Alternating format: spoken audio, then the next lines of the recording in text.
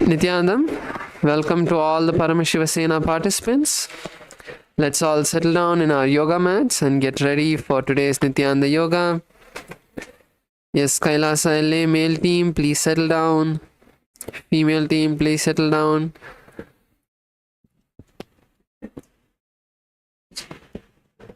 KAILASA Malaysia, please settle down.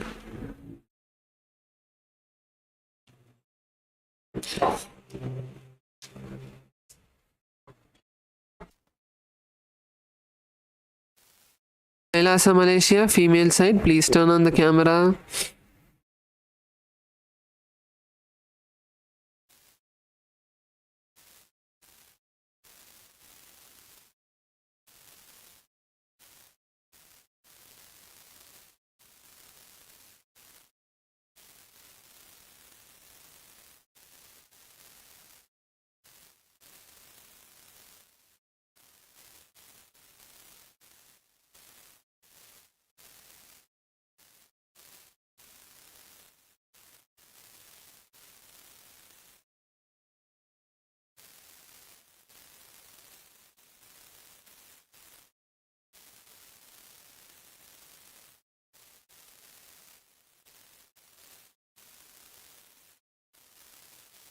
Let's all make sure we have our Panchapatram and Adharani.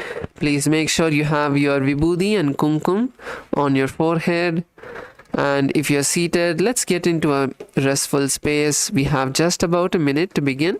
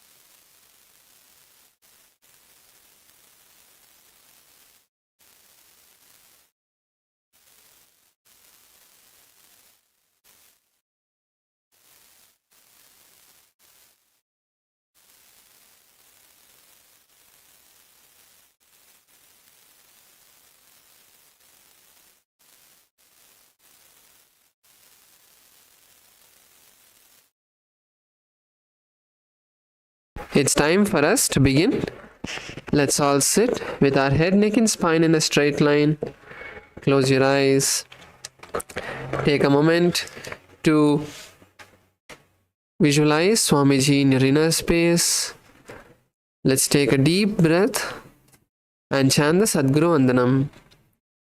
Nithyanandam Paramasukadam Kevalam Jnanamurtim Dvandvatitam Gagana Sadrisham Tattvamasyaadi Lakshyam Ekam Nityam Vimalamachalam Sarvadi Sakshibhutam Bhavatitam Trigunarahitam Sadgurum Tam Namami.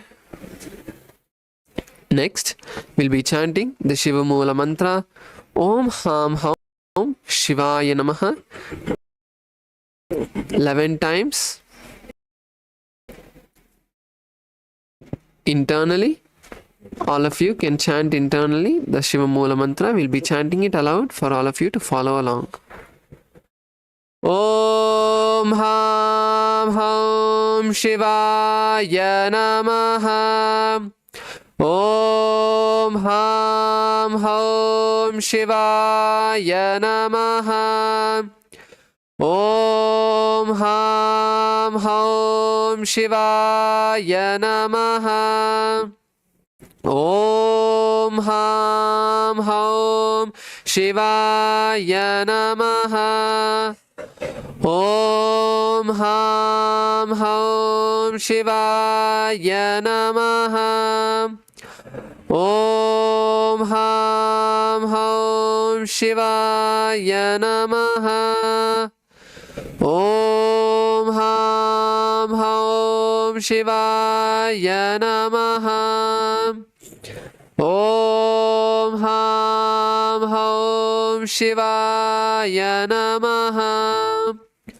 Om Ham Hum Shivaya Namaha. Om Ham Hum Shivaya Namaha. Om Ham Hum Shivaya Namaha.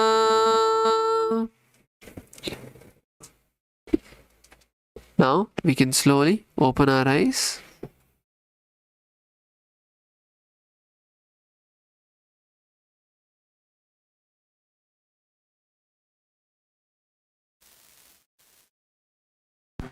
Now, please bring the Panchapatram and Udarni near you, keeping your right hand in the Gokarna Mudra in a cupped position like the Acharya is demonstrating. Take an Udarni of water into your right palm.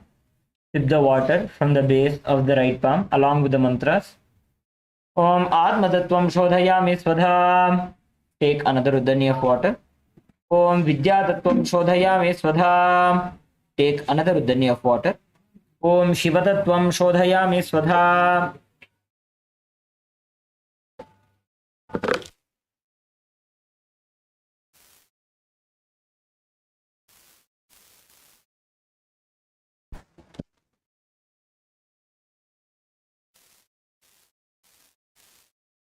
Nithyanandam, KAILASA Malaysia, KAILASA LA, KAILASA Kashi, can you all please mute your mics?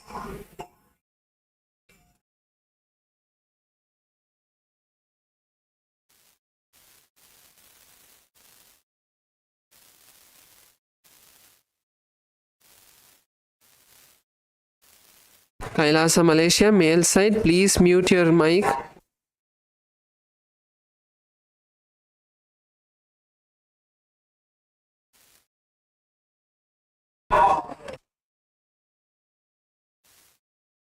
KAILASA Malaysia, male side, please mute your mic. Your mic is still not muted. Yes, Nithyanandam.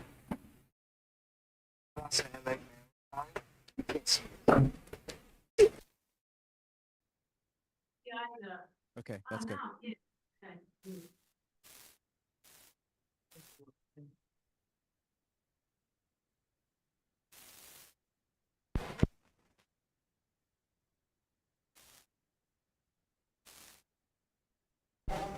Let us now begin with the Tattvachamanam. Please, keeping your right hand in the Gokarna Mudra, take an udani of water into the right palm. Sip the water from the base of the right palm along with the mantra. Om Atma Tattvam Shodhayami Swadha. Take another udani of water. Om Vidya Tattvam Shodhayami Swadha. Take another udani of water. Om Shiva Tattvam Shodhayami Swadha. Wash your hand with an udani of water. With the base of the right thumb, wipe your lips twice from the right to the left along with the mantra. Om Ham Hridayaya Namaha. Again wash your hand. With the tips of the index, middle and ring fingers joined together, touch above the upper lip and below the lower lip. Again wash your hand. With the index finger and thumb joined together, touch the right nostril, the left nostril. With the ring finger and thumb joined together, touch the right eye, the left eye, the right ear, and then the left ear. Again wash your hand. With the little finger and thumb joined together, touch the navel center, the right chest, the left chest. With all 5 fingers joined together, touch above the head, the right shoulder, left shoulder, and then the heart center. Let us now enter into the Sankalpa, creating a conscious resolution. Please clasp your hands and place them on the right thigh.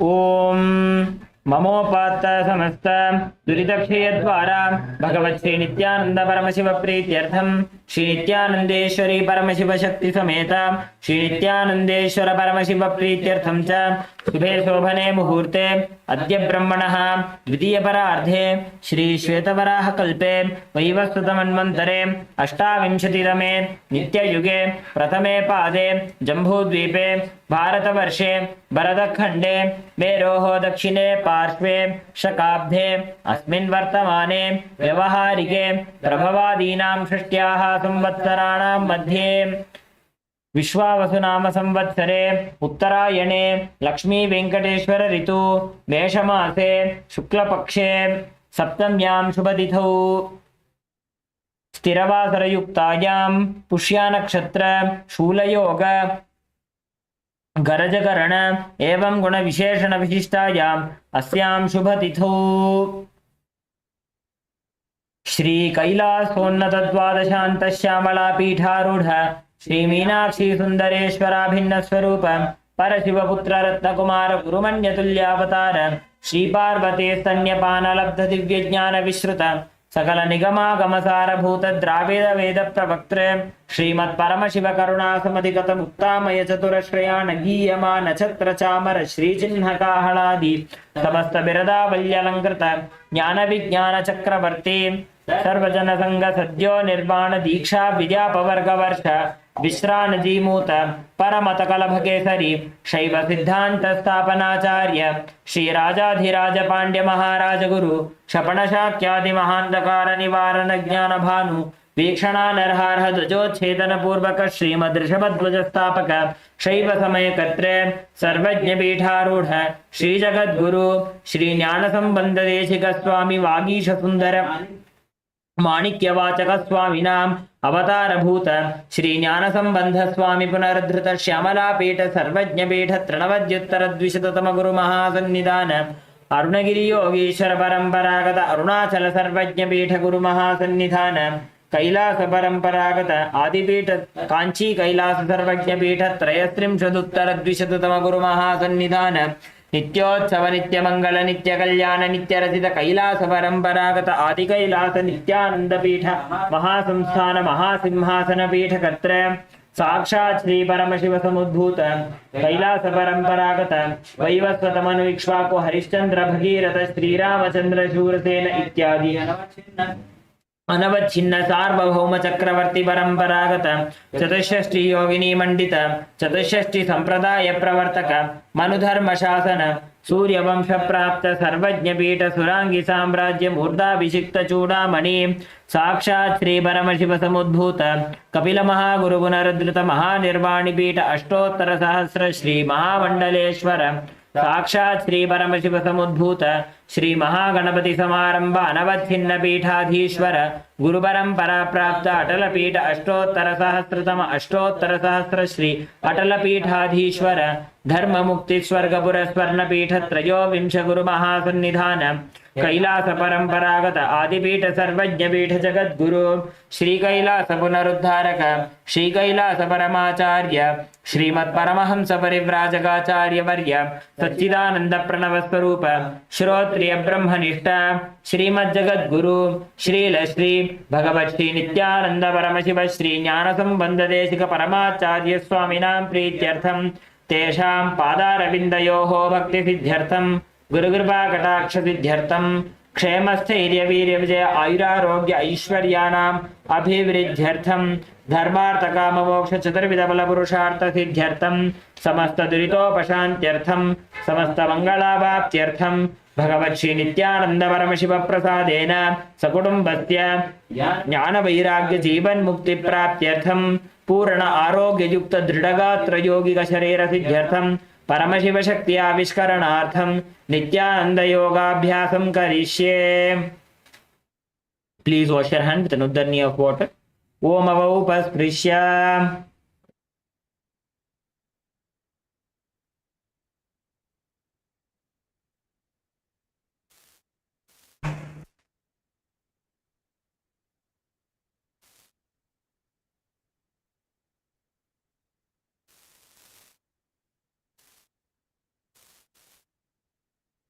Now keeping our Panchapatrams aside, let's all now stand up as we're going to enter into the skeleton dance. Let's all stand up.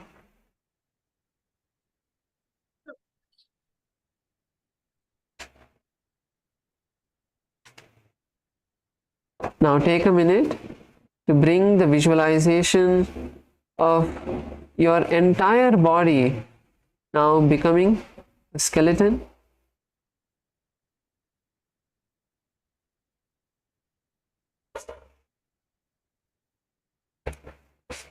Your entire body is now only a skeleton, no flesh, no skin. And now move every part of your body. Start moving every part of your body. Your fingers, your toes, your wrists, your ankles, your elbows, your knees, your hips, your shoulders, your neck, your head, every part of your body, move it and slowly increase the intensity.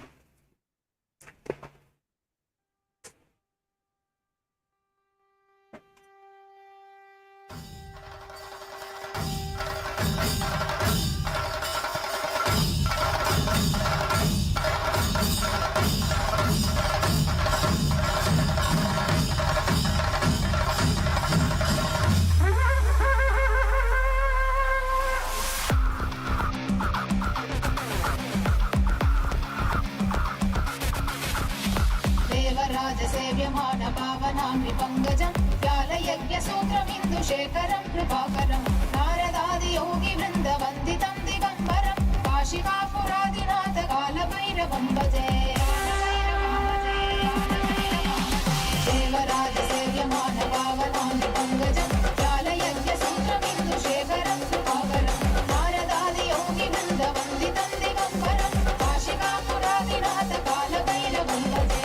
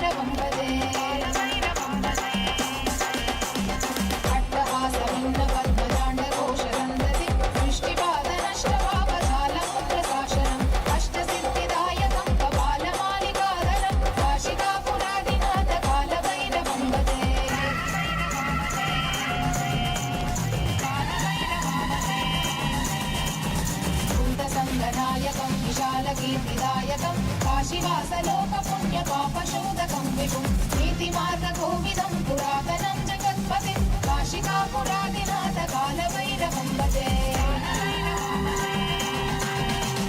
कालभैरवाष्टकं पठन्ति ये मनोहरं ज्ञानमुक्तिसाधनं विचित्रपुण्यवर्धनं शोकमोहदैन्यलोभकोपदापनाशनम्. Slowly come to a standstill. Just stop moving your body completely.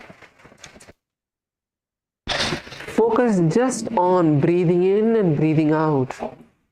Inhale completely, as deeply as you can, and exhale completely, emptying your lungs.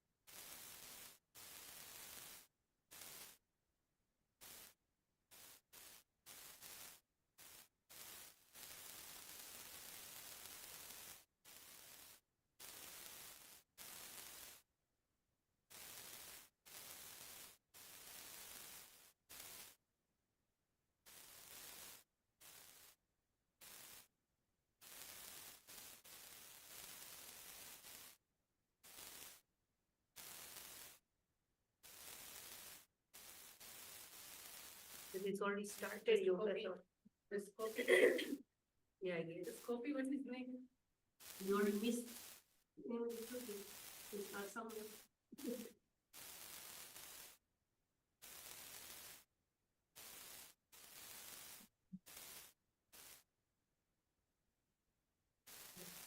I think she went to tell already. So she was, yeah. Mahadasha. She told her. Nithyananda Maharaj, we can't hear you.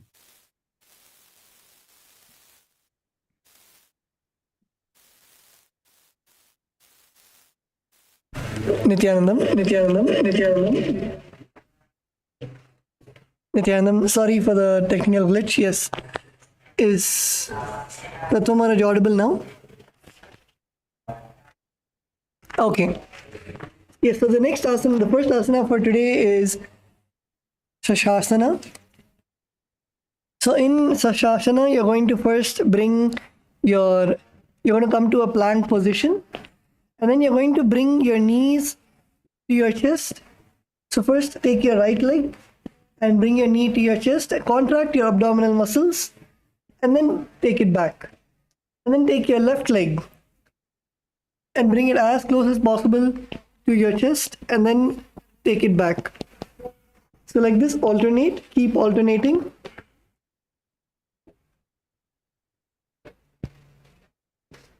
When you take your knees to your chest, you should feel your abdominal muscles contracting.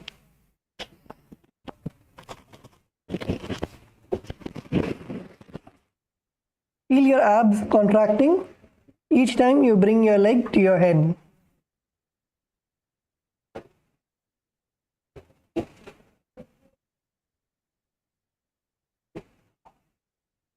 Yes, Kailasa LA, good.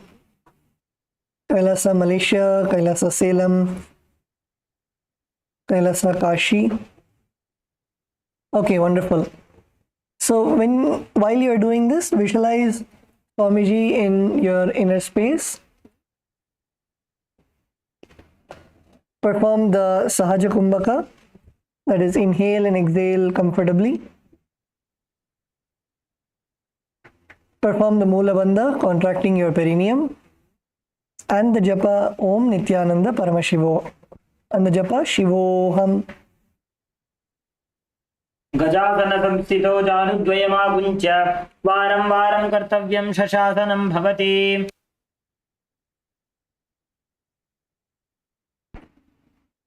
Okay, now relax. The next asana is Rathasana.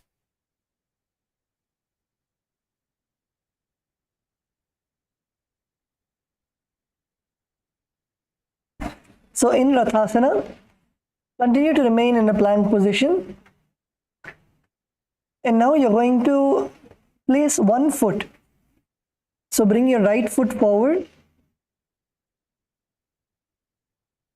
and place your right foot in between your hands.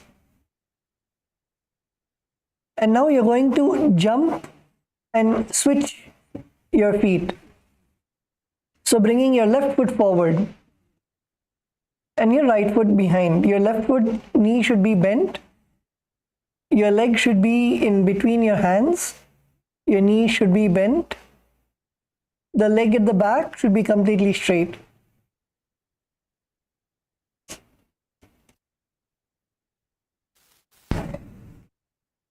And then keep jumping, keep alternating your legs. Make sure you feel the nice stretch. Feel the nice stretch between your legs.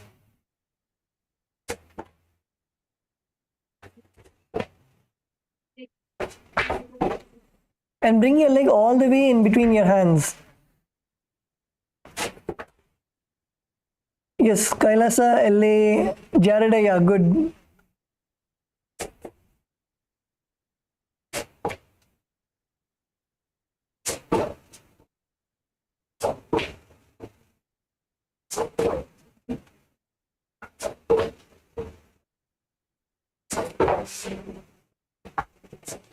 Kailasa, Malaysia, good.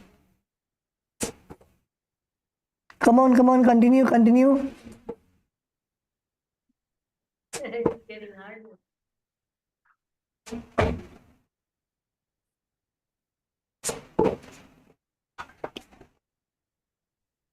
Maharaj, Getting tired. Yes, Nithyananda yes, Maharaj, go ahead. what's the correct way to put your hands while you're doing this? Your hand should be in shoulder length. So your hand should be right below your shoulders, in shoulder width. And all your fingers should be spread wide and your palms on the ground.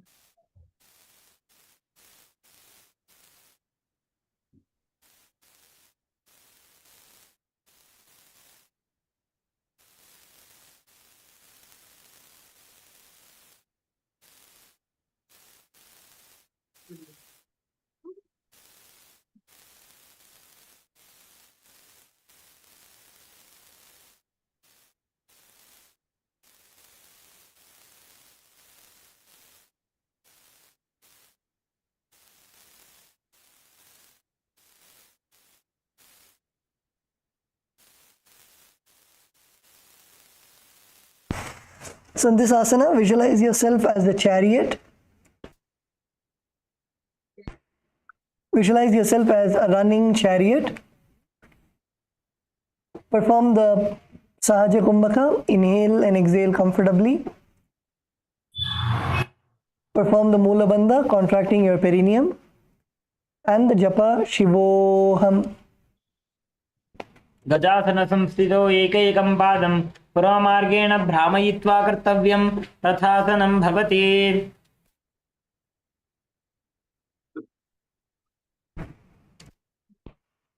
Okay. Now relax. So the next asana is Virabhadrasana.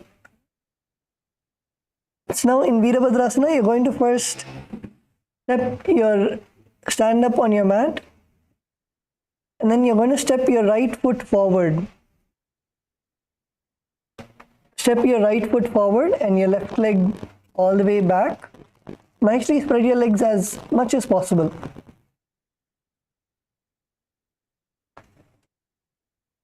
And then you're going to keep your right leg facing forward.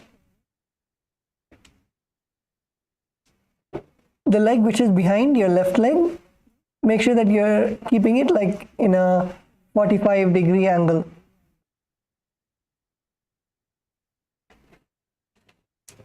Now you're going to slowly bend your right knee, the leg in the front. Bend your right knee and go as low as you can. Go as low as you can so that your right knee is like in a 90-degree angle.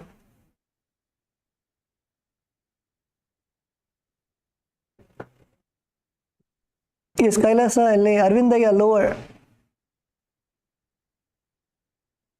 Go as low as you can. Kailasa, Malaysia. Bend your knee, bend your knee.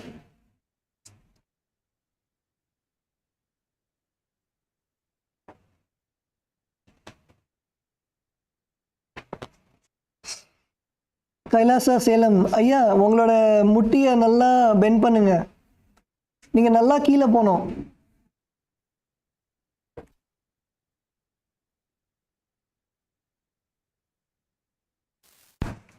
உங்களோட இடுப்பு வந்து நல்லா கீழே கொண்டு வாங்க.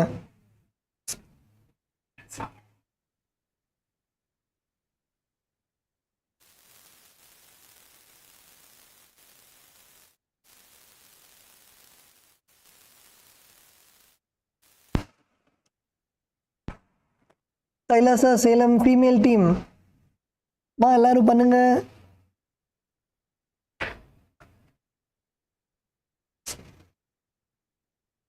Okay, so continue to stay in the asana. Do not come out.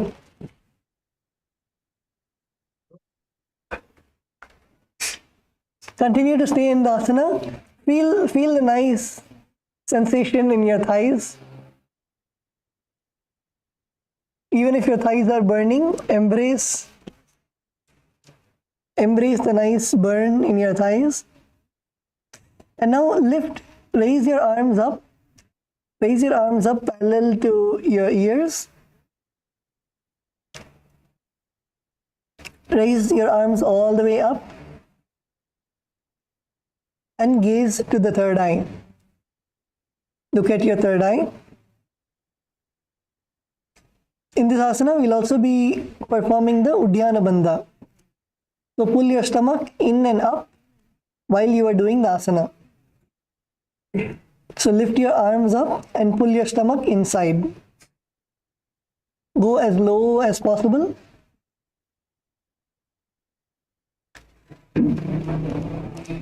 Visualize yourself as Bhagavan Virabhadra. Bhagavan Virabhadra is the ferocious form of Bhagavan Paramashiva who came out of Bhagavan Paramashiva's jatas. Visualize Bhagavan Virabhadra in your inner space.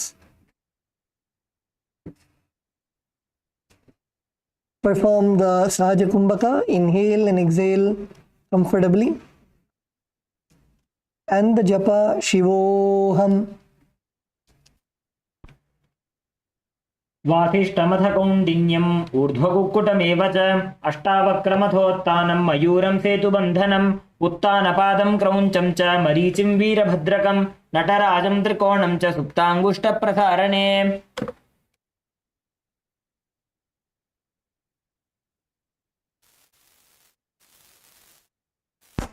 Okay, now you can relax and come back to a standing position. So how many of you felt a nice burning in your thighs? Raise your hands.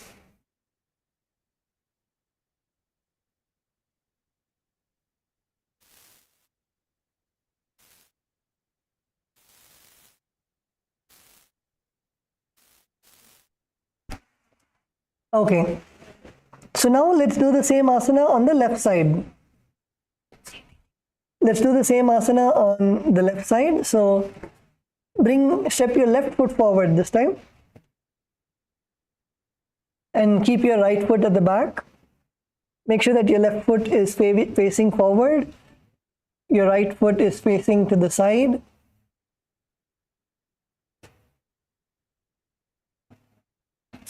Keep your legs nice and wide. And then slowly start bending your knees. Bend your left knee and your body should be facing forward. Make sure that your body is facing forward, not to the side. And bend your left knee as much as possible. Go nice and down. Go as low as you can.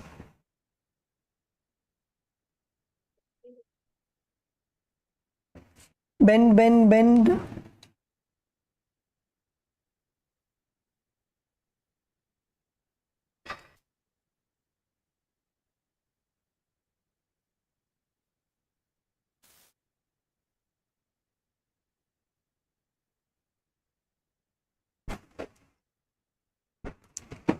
Kailasa LA male team. Daniel Aya down. Bend your knee.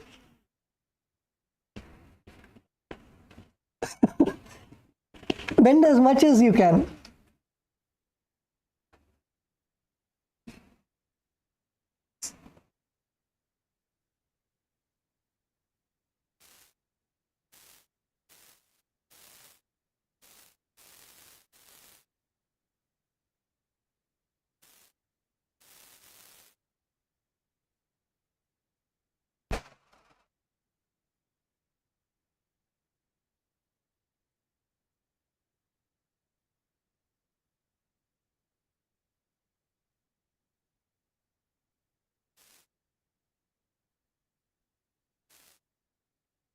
Atmanaya Nithyanandam. Yes, Kailasa Malaysia. Kailasa Malaysia, good. Kailasa LA female team.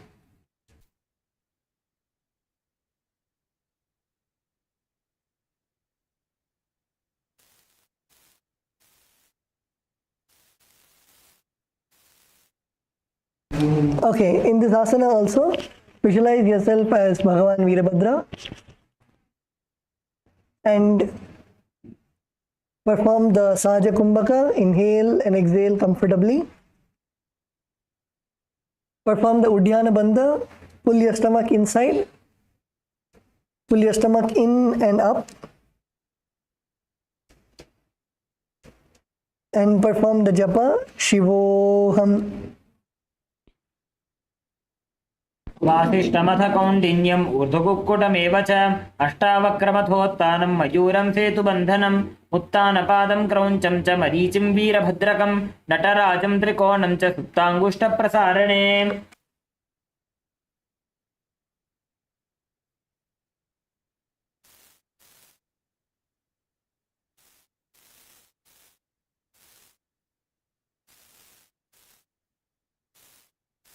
Okay, so now come back to a standing position. The next asana we are going to do is Vrikshasana. So now we are going to, from a standing position, take your right leg and bring it all the way up to your inner thigh. Keep your left leg nice and straight. Plant your leg firmly in the ground. Your left leg should be firm, nice and firm in the ground. And take your right leg and bring it as high as possible. Bring it to your inner thigh.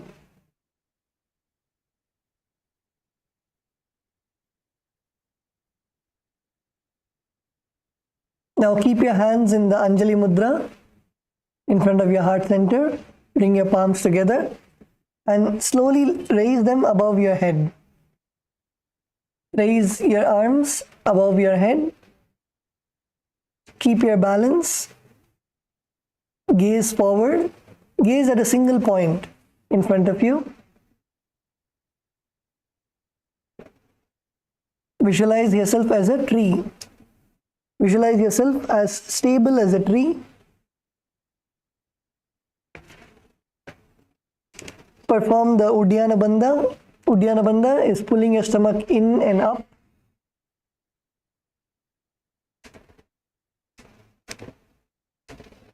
Pull your stomach in. Perform the Sahaja Kumbhaka.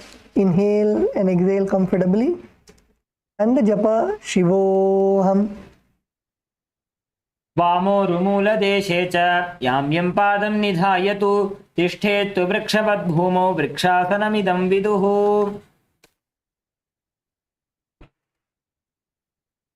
Okay, now relax. The next asana is Garudasana. So in this asana, again you're going to stand on your left leg. This time your right leg, you're going to place it in your opposite thigh. You're going to place your right leg on your left thigh.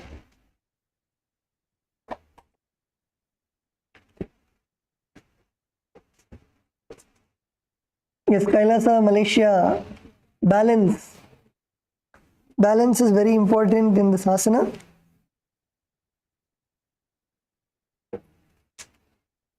Kailasa, Kashi, good.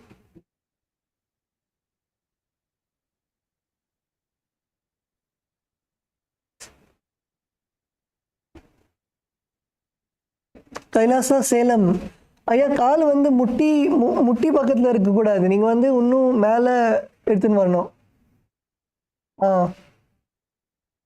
Okay that's good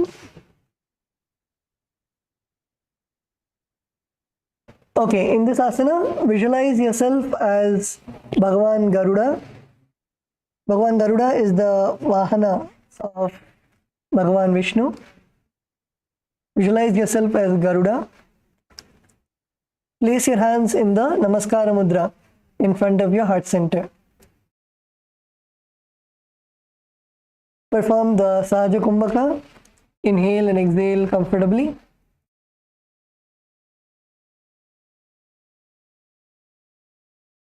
Perform the Moola Bandha, contracting your perineum, and the Japa Shivoham.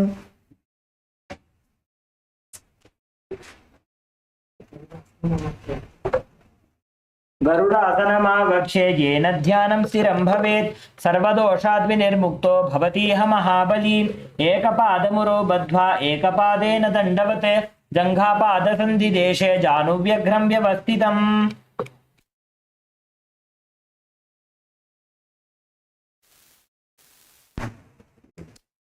Okay, wonderful.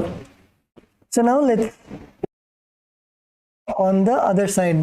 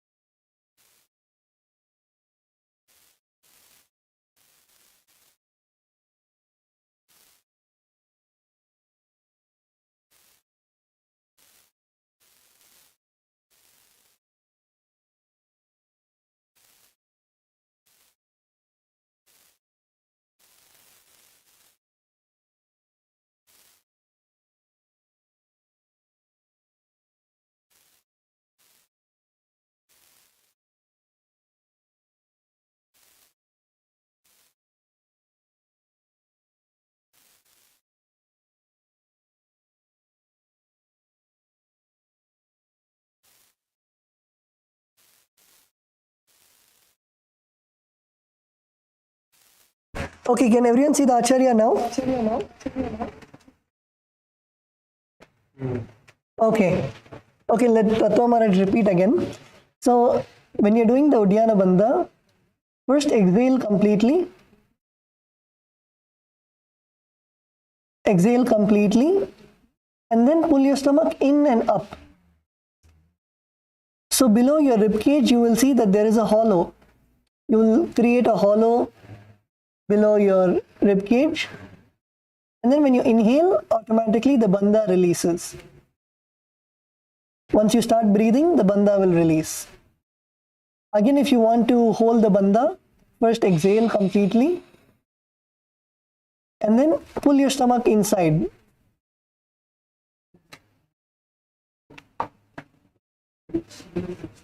And then when you inhale and breathe normally, the bandha will release.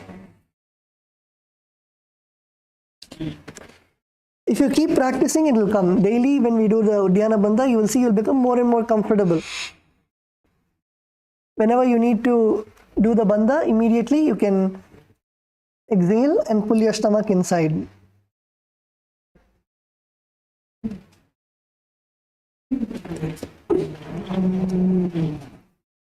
Who all are able to do?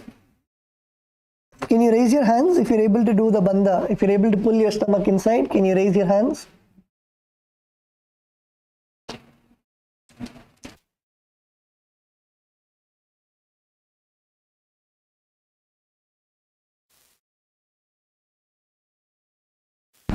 Sorry, Aya, could you repeat again?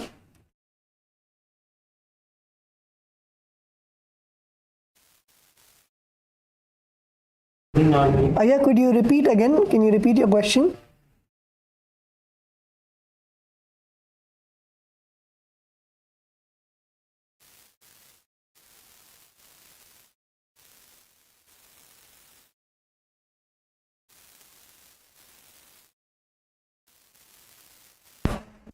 Yes, once you finish the bandha, then you would breathe normally.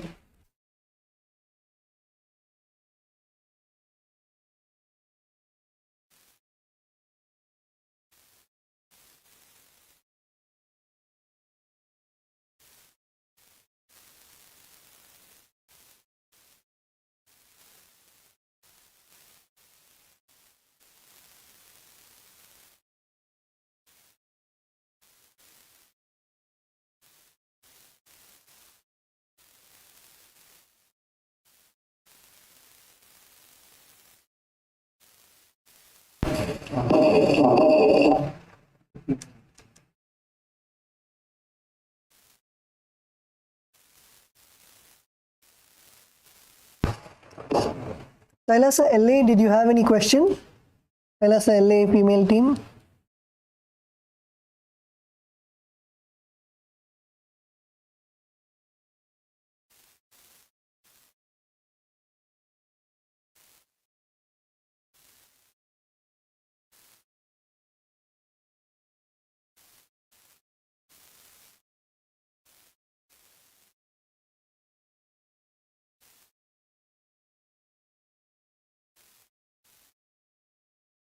Okay, zero question in LA, that's fine.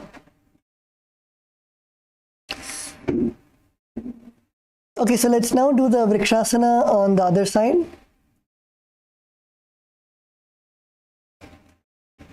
So now we'll be standing on our left leg. Stand on your right leg and pull your left foot to your inner thigh. Pull your left foot as high as possible.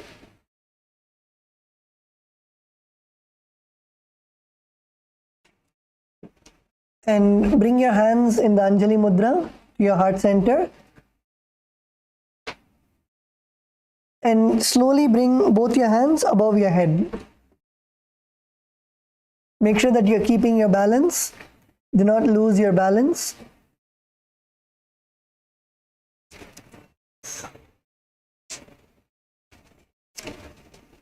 Visualize yourself as a tree, nice and sturdy.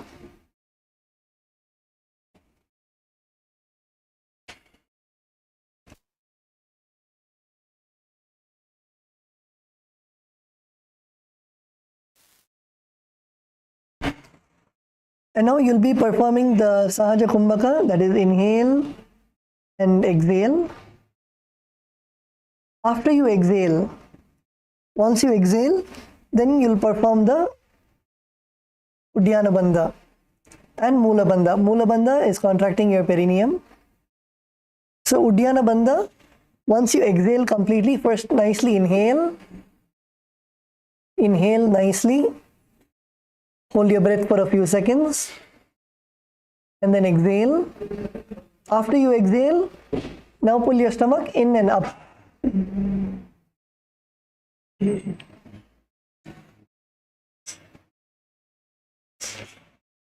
And again, when you inhale, you will release the bandha. Inhale, take a deep breath inside, and then exhale completely. After you exhale, pull your stomach in and up. Perform the Uddiyana Bandha.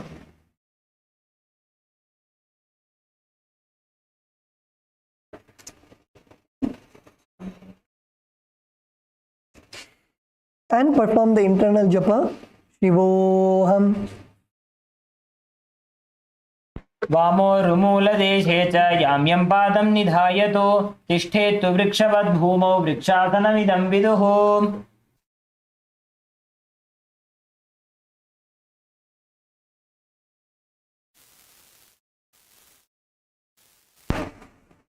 Okay, now relax. The next asana is Garudasana. So in Garudasana, we're going to repeat it on the other side. So now take your left foot and place it on your right thigh.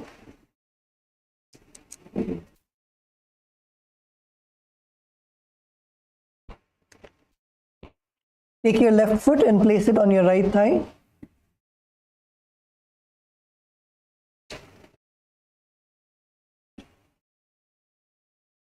Bring your palms together in front of your heart center in the Namaskara Mudra.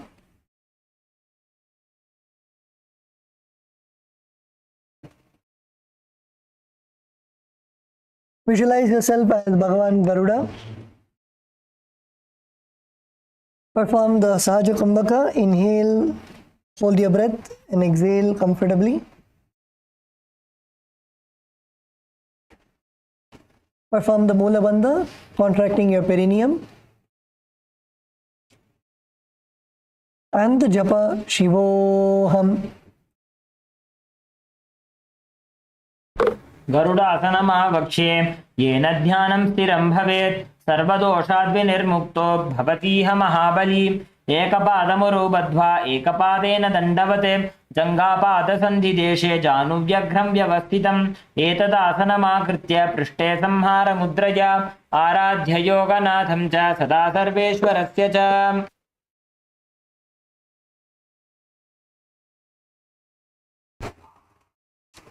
Okay, now relax.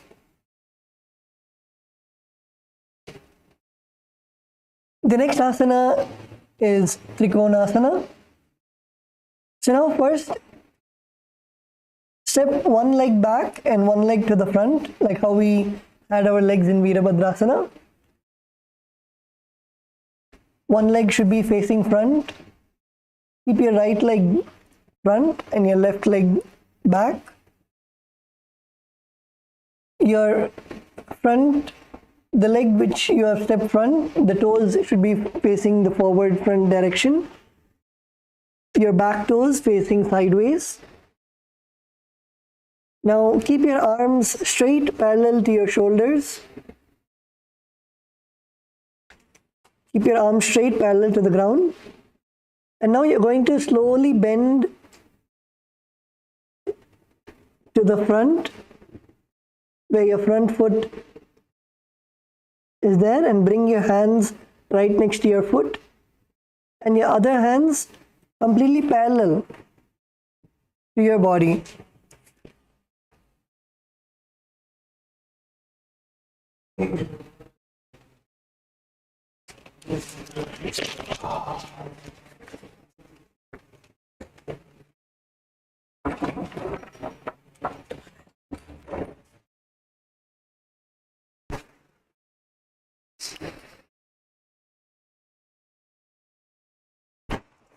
So in this asana, when you're doing this asana, make sure that your hips are, you're opening up your hips.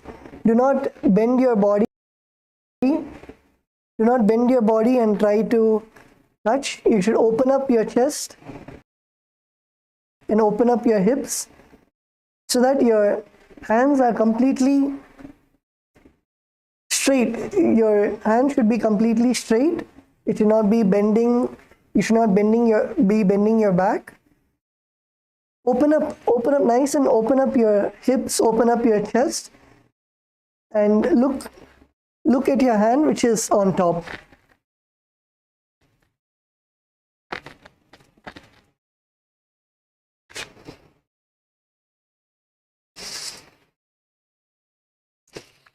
Gaze at the hand which is on top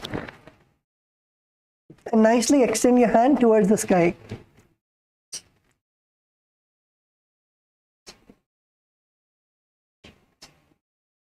Yes, Kailasa, LA, Arvinda, you're good.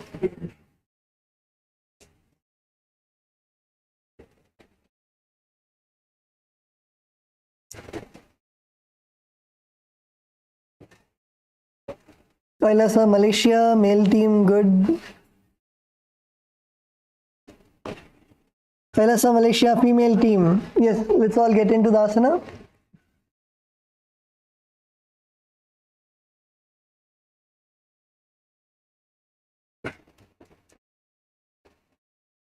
Okay, that's good. Kailasa, LA, female team, good.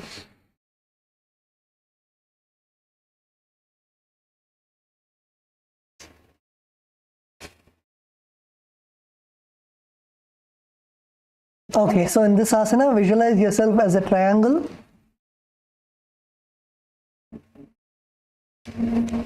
Perform the Sahaja Kumbhaka. Inhale, hold your breath and exhale comfortably. Perform the Mula Bandha, contracting your perineum. And the Japa Shivoham. उत्तानपादं क्रौञ्चं च मरीचिं वीरभद्रकं नटराजं त्रिकोणं च सुप्ताङ्गुष्ठप्रसारणे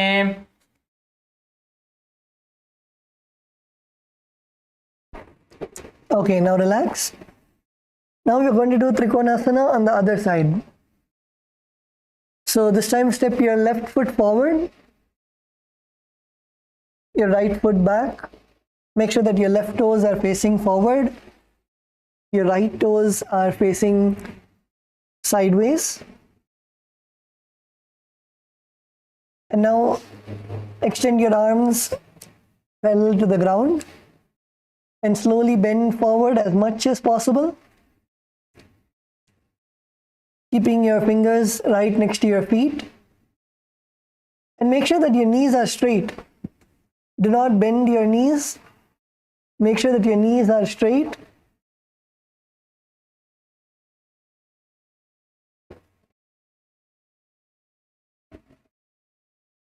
Make sure that your knees are as straight as possible.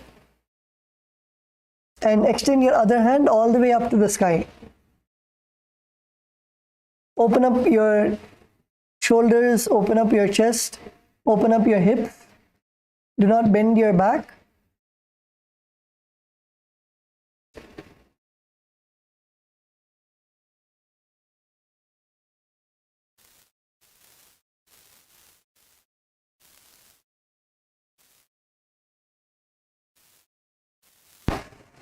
Yes, Kailasa, LA, female team, good.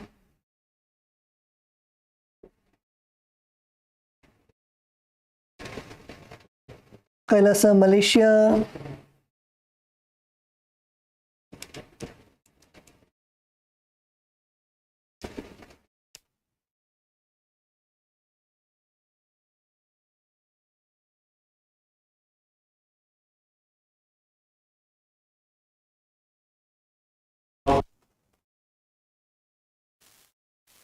Yes, in this asana also, visualize yourself as a triangle. Perform the Sahaja Kumbhaka. Inhale, hold your breath and exhale comfortably. Perform the Mula Bandha, contracting your perineum, and the Japa Shivoham. उत्तानपादं क्रौञ्चं च मरीचिं वीरभद्रकं नटराजं त्रिकोणं च सुप्ताङ्गुष्ठप्रसारणे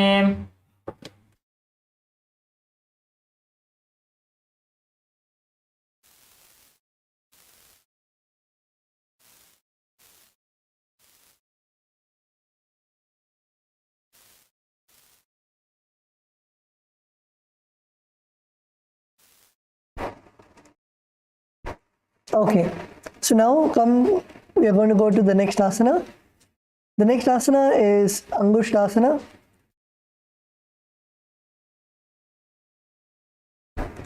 So in Angushtasana, now you're going to lower yourself all the way down.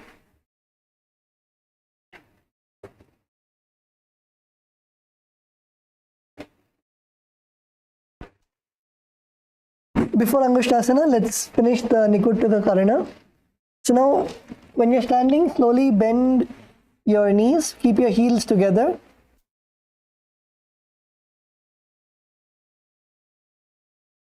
Keep your heels together, your toes facing outwards. Slowly bend your knees.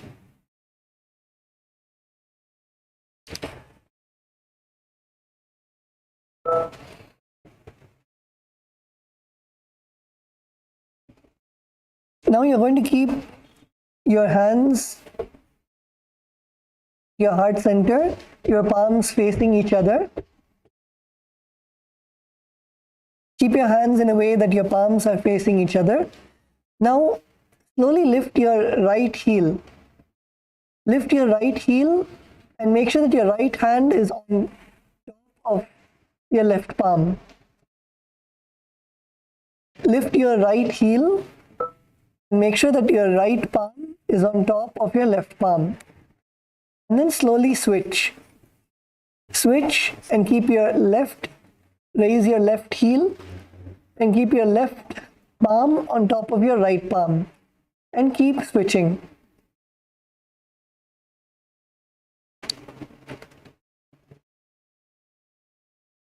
Do it gracefully. All the karanas should be literally that they are the basics, they are the units of the whole Natya Shastra. So do it gracefully, like you're dancing.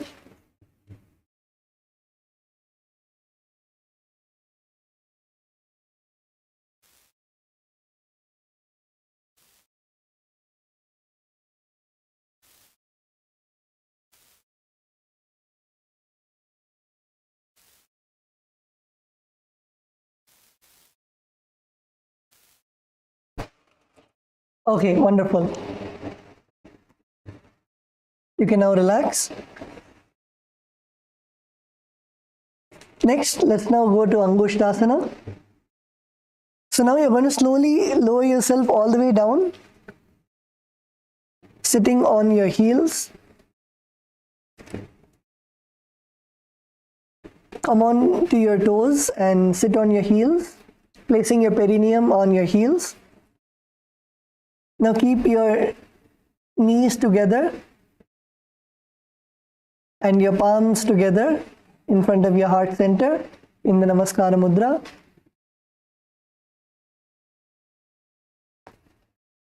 Make sure that you're balancing, do not lose your balance. Visualize Swamiji in your inner space. And now from this asana, we are going to start doing the Brahmari Kumbhaka.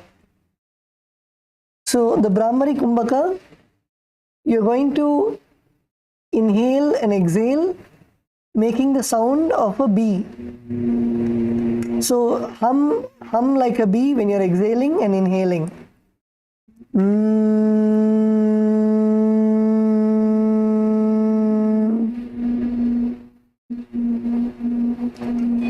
When you inhale and exhale, make the sound of a bee.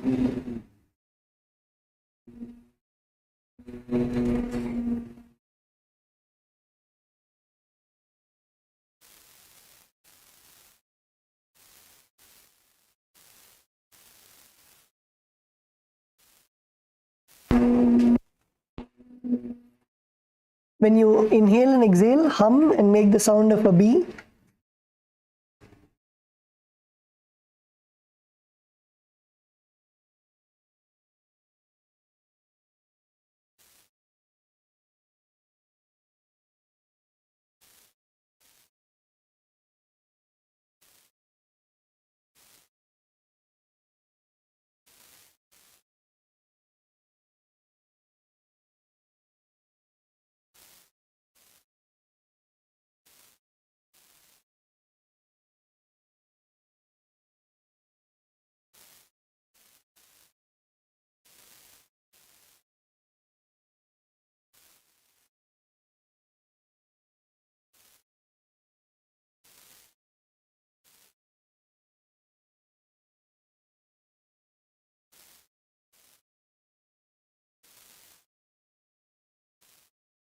So in this asana, also perform the Mula Bandha, contracting your perineum, and in the internal japa of Sadashivoham. कबन्धासनमित्याहुः गोरक्षासनमेव च अङ्गुष्ठमुष्टिकं ज्ञेयं ब्रह्मप्रासादिदं तथा.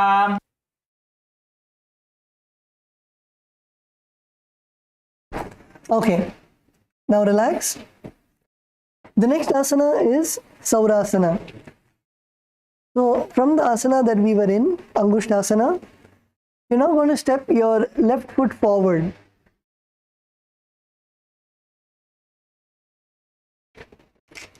Step your left foot forward.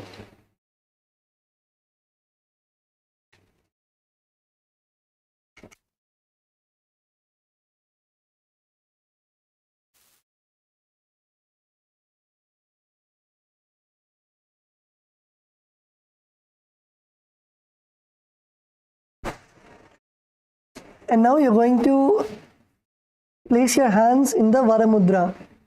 So Varamudra is all your fingers facing down. So you're going to keep your hands on the ground with all your fingers facing down. And keep your back straight. Do not bend your back. Keep your back as straight as possible.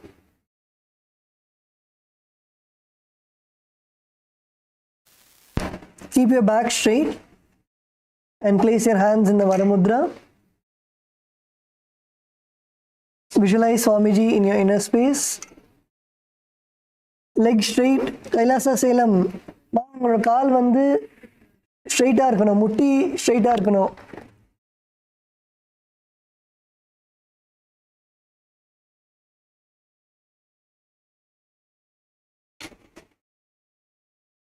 Kailasa LA, Jaredaya good, Arvindaya good. Daniel, are you sitting on your heels?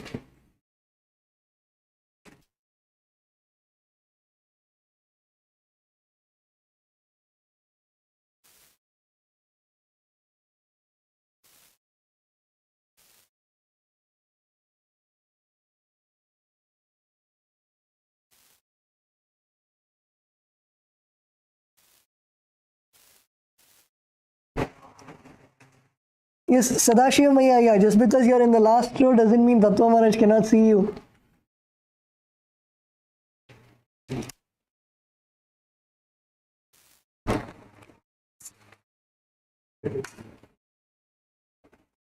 Sadashiva Maya, yeah, yoga class la back bencher irukka mudiyadhu.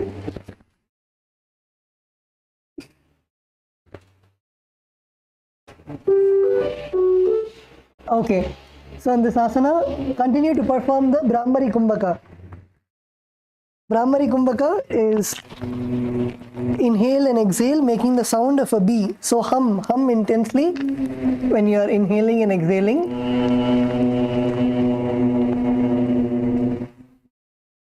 And perform the Mula Bandha, contracting your perineum. And the japa, Sadashivoham. प्रसार्य एकं पादतलं संस्थाप्य त्वेकपादकम्.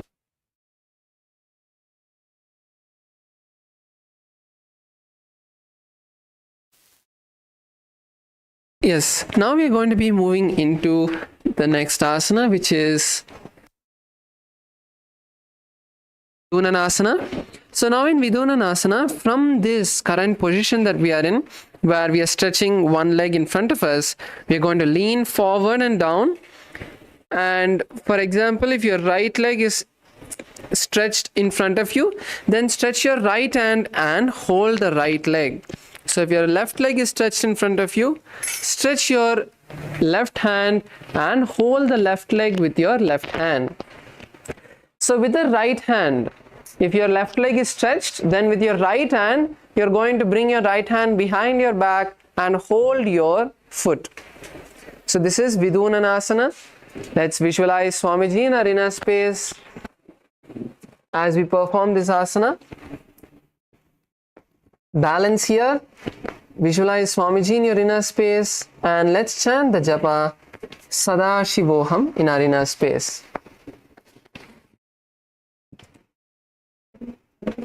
गुल्फस्थितो पादमेकं प्रसार्य तत्पादाग्रं संस्पृशेत् तत्करेण गुल्फं धान्यं धारयेत् तत्करेण धूनं पीठं चाभ्यसेत् चोभयत्र. Yes, that's good. Now let's switch our legs. Bring your left leg back in, and now stretch your right leg. Continue to be seated on your heels with your toes down. It's just a few more moments. This is a very good way to strengthen your foot. So a light burn in your feet is fine. It's just your feet muscles are getting stronger and are not used to this weight of sitting in this position for a long time. So it's good that we stay here for a few moments. Now let's perform Saurasana on the opposite side. Stretch your right leg this time. Keep both of your hands by your side. Let's visualize Swamiji in our inner space and chant the japa Om Sadashivoham. प्रसार्य एकं पादतलं संस्थाप्य त्वेकपादकम्. Yes, now stretch your right hand and hold your right leg. Bring your left hand behind your back and hold your left leg. Let's visualize Swamiji in this asana as we balance over here. And continue to chant the japa Sadashivoham.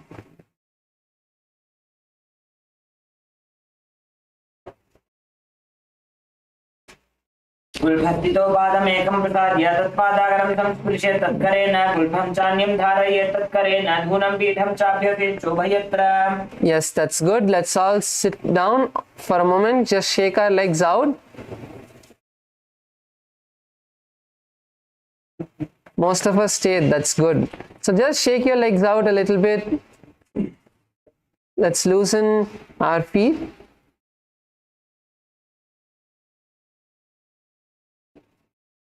So now we are going to be moving into the next asana, which is Brahma Jarankushasana. So let's all get back onto our feet. Let's all get back onto our feet.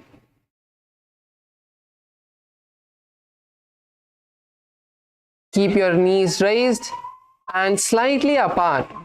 So sitting on your heels with the toes on the ground, slightly open your feet apart.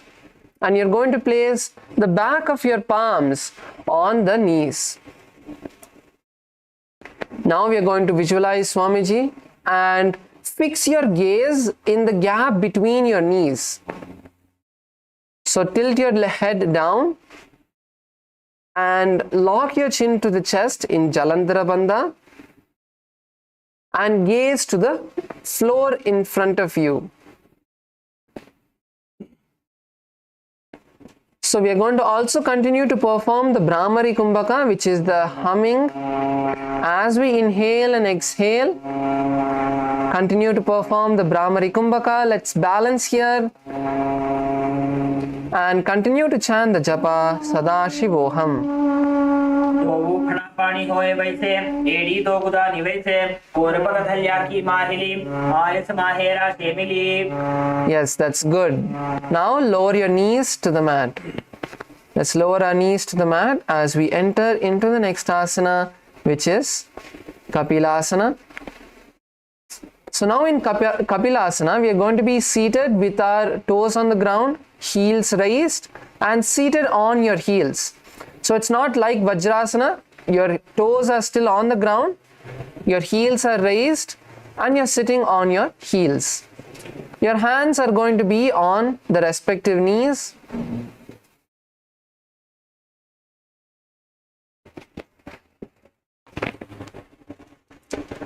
Now, moving into the components, visualize the great sage Kapila in your inner space. Gaze to the tip of your nose. Bring the gaze, bring your eyes to the tip of your nose. Continue to perform the Brahmari Kumbhaka. Let's inhale and exhale, making the humming sound. And when you exhale, pull your stomach in and up as much as you can into Uddiyana Bandha, and then start inhaling. So we have Uddiyana Bandha in this asana. So inhale, making the buzzing like sound, and as you exhale and complete exhaling, making the buzzing like sound, completely pull your stomach in and up for a moment. Pull it as much as you can, and then relax. We are going to continue to chant the japa Sadashivoham. भय पग धले समट हरावे दिन पौमा हिली core मिलावे खाना पानी उकड़ होए वैसे एडी दो जोनी निवेसे गोड़ा दो भूमि लगावे सम शरीर नी का ठहरावे हस्त दो गोड़ा परिराखे नासा दृष्टि अचल करिदाशे. Yes, that's good. Continue to stay in the same position. Continue to stay in the same position. We have another asana in this position, which is Bhadragorakasana. So now in Bhadragorakasana, we are going to sit in the same position and just bring the gaze. So previous asana, we were gazing at the tip of our nose. This asana, we are going to switch the gaze to the third eye. Switch the gaze to the tip of your third eye. And now we are going to continue to perform the Brahmari Kumbhaka. Inhale and exhale, making a buzzing like sound. And continue to visualize Swamiji in your inner space.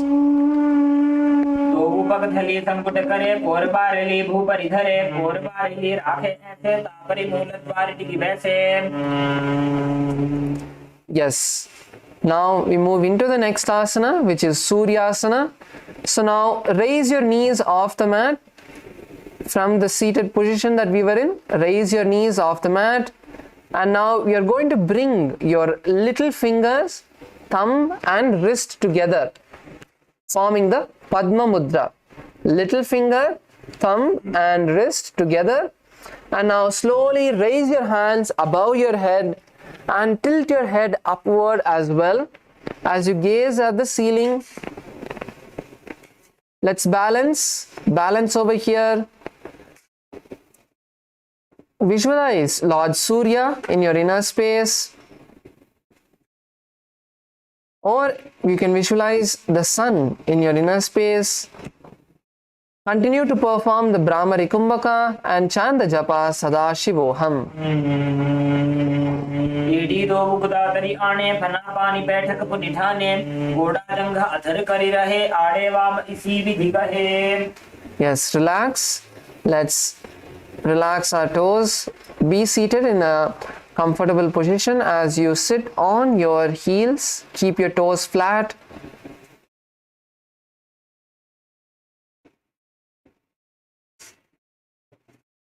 Now we'll be entering into Mandukasana.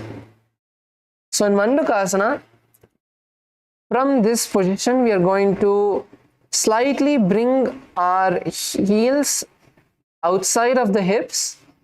Keep the toes touching each other. Keep the knees apart.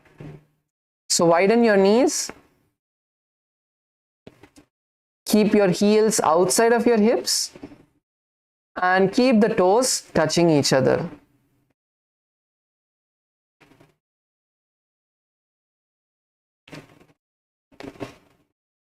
Place your hands on your knees. And now we are going to be performing the Manduki Mudra. The Manduki Mudra is where you're going to roll your tongue and place your tongue on the upper palate. So place the back of the tongue on the upper palate. So press your tongue against the upper palate. Fold your tongue backward and push the tongue to the upper palate. This is the Manduki Mudra. Gaze to the third eye. Bring your eyes upward and gaze to the third eye. Visualize a frog in your inner space. For this asana, we are going to be switching the pranayama to the Sahaja Kumbhaka. So inhale and exhale comfortably. Don't need to make the buzzing sound. Just inhale and exhale as deeply as you can.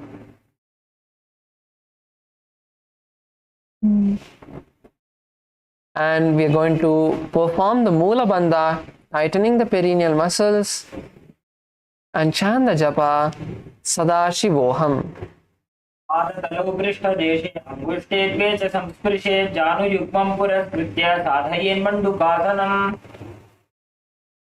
Yes, now continue to be seated in the same position and just raise your hands above your head and cross the hands behind your back and try to hold on to the opposite shoulders.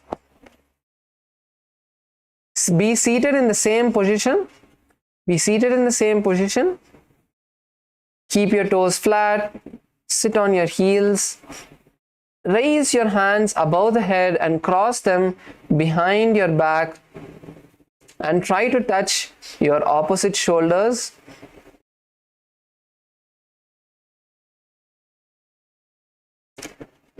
Continue to perform the Manduki Mudra as you keep your tongue rolled.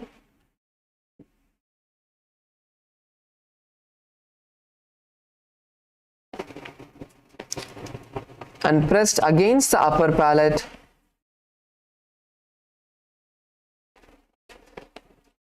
Continue to perform the Sahaja Kumbhaka. Inhale. And exhale as deeply as you can through the nostrils.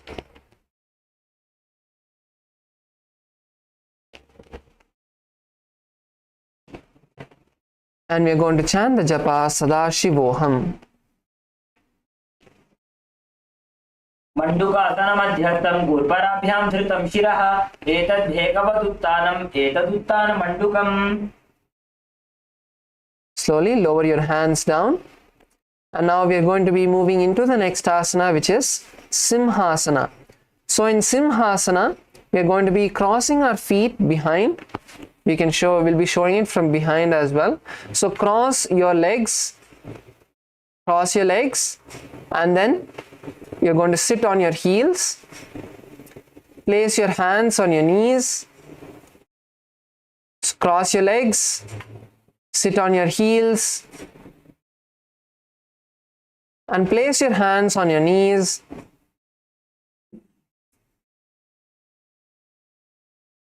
And now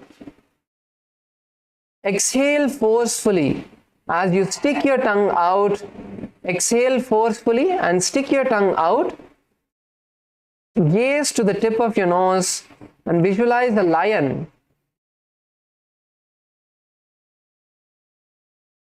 Exhale forcefully, stick your tongue out, gaze to the nose, visualize a lion in your inner space.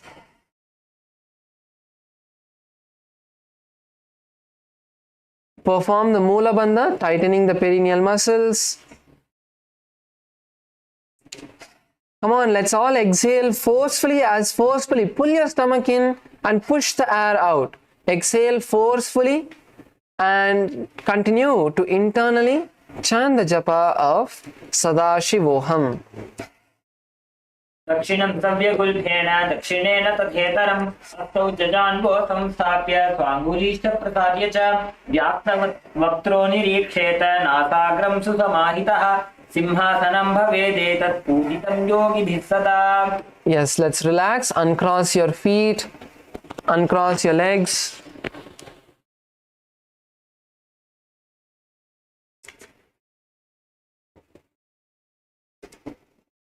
So now we are going to be entering into the next asana, which is going to be Bhadrasana.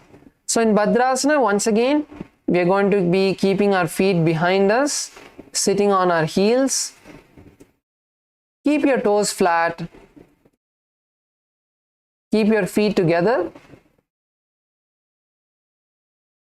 Sit on your heels. Keep your knees wide apart. Now cross your hands behind the back and try to hold on to the opposite big toes.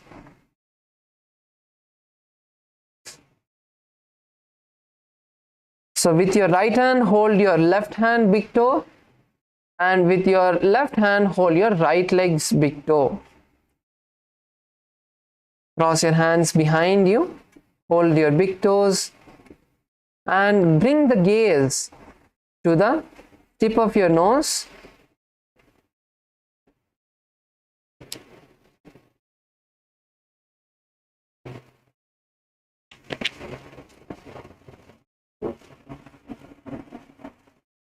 Visualize Swamiji in your inner space. And now once again we are going to be restarting the Brahmari Kumbhaka. So inhale as deeply as you can and then start making the humming sound as you inhale and exhale.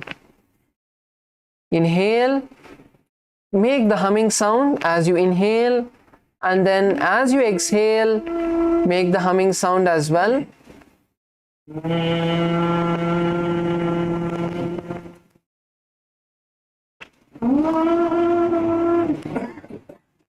So as you inhale, you're going to lock your chin to the chest. So once you inhale, completely lock your chin to the chest in Jalandhara Bandha. Hold the breath for a moment comfortably and then exhale when you can't hold your breath anymore. And when you exhale, once again make the humming sound, the buzzing sound. So inhale, make the buzzing sound, lock your chin to the chest, hold your breath comfortably over there, and then when you exhale, once again perform the Brahmari Kumbhaka, and we are going to chant the japa Sadashivoham. गुल्भौ च वृषणस्याधो विक्रमेण समाहितः पादाङ्गुष्ठौ कराभ्यां च धृत्वा च पृष्ठदेशतः जालन्धरं समासाद्य नासाग्रमवलोकयेत् भद्रासनं भवेदेतत् सर्वव्याधिविनाशकम्. Yes. Now uncross your hands from behind your back, and now we are going to come into a squatting position onto our feet. Let's bring our feet onto the ground. Come into a squatting position. And now you're going to bring your hands between your legs. Bring your hands in between your legs. Push your upper body down and wrap your hands behind the back. Try to hold on to the feet behind. Try to hold on to your hands behind your back. Yes, good. Kailasa, Malaysia, male side. That's good. Lower yourself as much as you can and try to interlace your fingers behind you. Even just bringing your hands behind is fine. Pull yourself down. Pull your hands behind as much as you can. Push yourself down.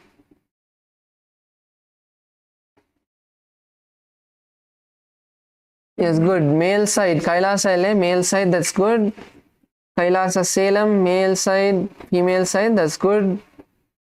Let's stay here. Push yourself as low as you can. Bring your hands behind. Come on, Kashi female team. Get into the asana.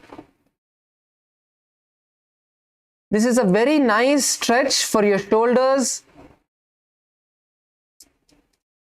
So in this asana, we are going to be visualizing a crow. In our inner space,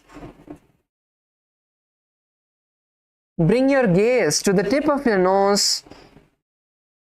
Keep your feet flat on the mat. Don't raise onto your toes. Push yourself as low as you can. And we are going to chant the japa Sadashivoham. प्रथमे वेसक उकटठाने दो हाथ पकमीच आने तिनको मोड़ी नलिया पर गियावे पिष्ट पछे काकसी करावे. Yes, let's relax. Bring your feet onto the mat. Be seated on the mat. And now we are going to be entering into the next asana, which is Kanipavasana. So now in Kanipavasana, we are going to place our hands on the mat. Bring your hands onto the mat. And then you're going to bring your knees behind your hands and slowly lean forward. And try to raise your feet off the mat. So keep your palms nice and wide. Bring your knees to the back of your hands and slowly lower yourself down. So a little easier variation for some of us is we can keep our knees outside of the hands instead of behind the hands. Bring your knees outside of the hands. So this will be a little bit easier for you to perform, but you can try the first variation as well.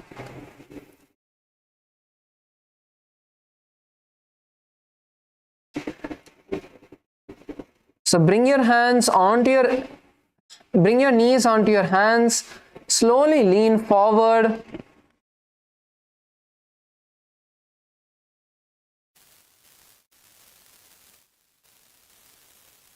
And slowly lean forward and lift your legs off the mat.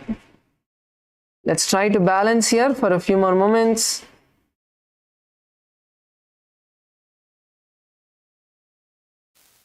Yes, Arvindaya, try to bring your knees behind your hands.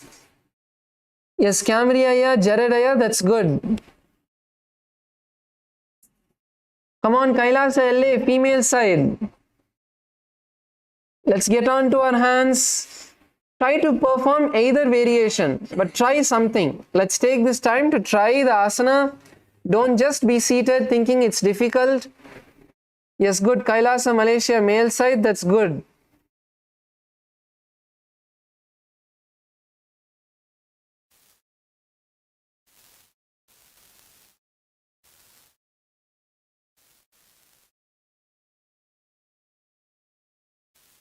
In this asana, we are going to visualize Swamiji in our inner space and continue to chant the japa Sadashivoham.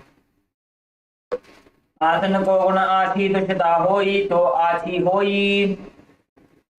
Yes, so the next asana is Kapali asana, and we can all partner up for this. So Kapali asana is basically where we are going to be performing a headstand. So we can all partner up for this. If you can't perform by yourself, if you can perform, then you can get into the asana. First try it yourself, that's good. Kailasa, LA, male side, Eli, that's good. Jaredaya, Arvindaya, that's good. So once you have performed, you can also help others. Oh, Atmanaya, that's good. You're able to perform. That's good. So once you have performed, you can also help the others to perform as well. Kailasa Salem, female side. That's good, ma. You're able to perform. Come on, male side. Kailasa Salem. கைலாச சேலம் மேல் சைடில் நீங்கள் வந்து ரெண்டு பேராக சேர்ந்து நீங்கள் பண்ணலாங்கய்யா. So ரெண்டு பேர் சேர்ந்து நீங்கள் வந்து ஒருத்தவங்க வந்து உங்கள் காலை வந்து பிடிக்க, இன்னொருத்தவங்க வந்து அந்த ஆசனா பண்ணலாம். ஸோ வந்து ஈஸியாக இருக்கும் பண்ணுறதுக்கு.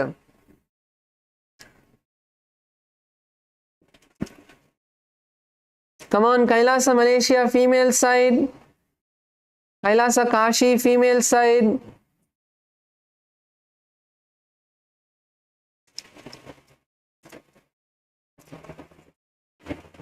Super. Kailasa Salem, that's good. Male side, supra பண்றீங்க. அவர் காலை நேரா பண்ணுங்க. ஒரு மாதிரியா சாஞ்சிருக்காரு. எஸ், இப்போ கரெக்டா இருக்கு. Come on, Kailasa LA, female side, you can.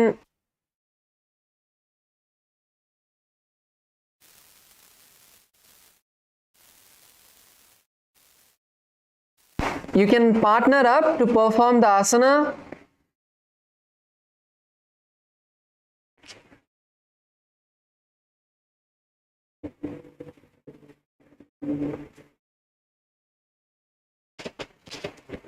Yes, that's good. Kailasa LA, female side, that's good.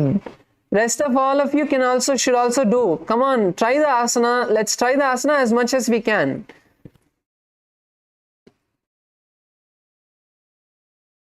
Kailasa Salem, ஐயா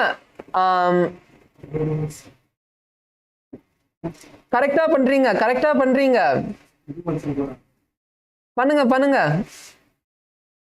ரெண்டு பேர் இருக்காங்க உங்க காலை பிடிக்க. சோ நீங்க வந்து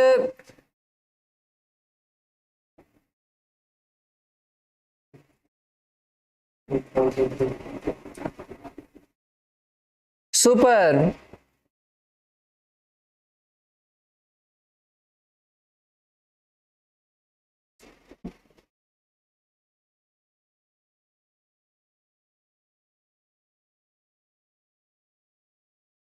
Kailasa Kashi, male side, Prakaraya, you can use the support of the wall, aya. You can lean against the wall and try to perform the asana.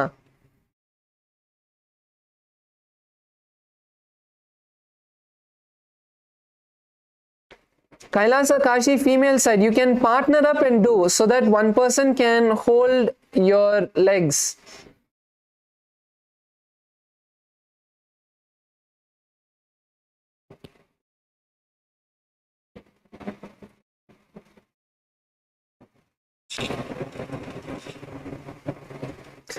Yes, that's good.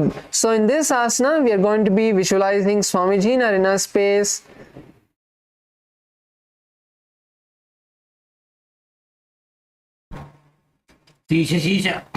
शीशा धरती टेकी पगदो वो मिलिवा ऊंचा कुकरे पगथली आकाश दिशे तन्मुशराशे दो वो हाथा की हथेली दो वो. Yes, that's great. That's great. Slowly lower yourself down. Let's take a moment to just relax our neck.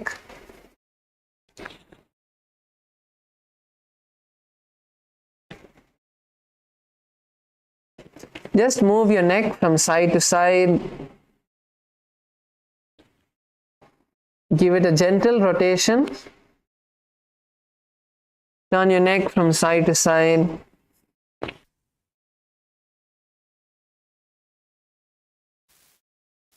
So you can place your right hand on your forehead and gently push it to the side.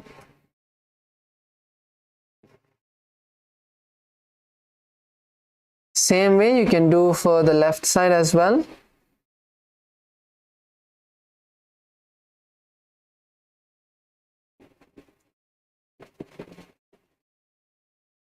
Yes. So now we'll be moving into the next asana, which is Parshva Mayurasana. So let's all get onto our heels. Let's all raise up onto our heels and toes. And now we are going to turn to one side. So turn to one side, either your right or left. And now place your hands in a way that your one hand is towards the knee and the other hand is by your hip. So one hand by your knee, one hand by your hip, and lift your knee as high as you can so that it goes above your elbow. And now bend your hand. Slowly you're going to stretch one leg at a time. So you can first stretch the leg which is inside, or you can try to stretch the leg which is outside, whichever is comfortable. Slowly stretch one leg and then stretch the other. That's good, Arvindaya, that's good. Balance there, balance there. Good. Jaradaya, Camriaya, that's good.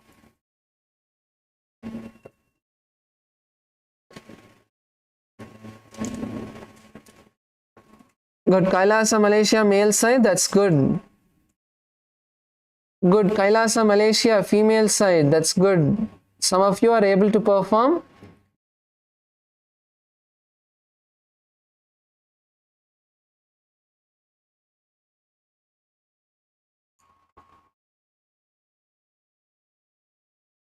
So this is Parshvamayurasana. In this asana, we are going to be visualizing a peacock in our inner space.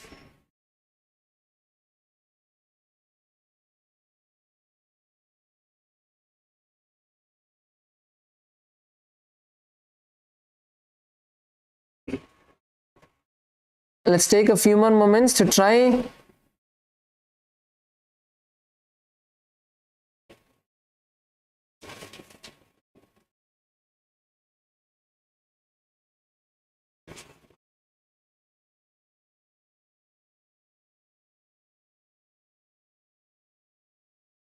So once you've performed on the right, you can perform on the left side as well.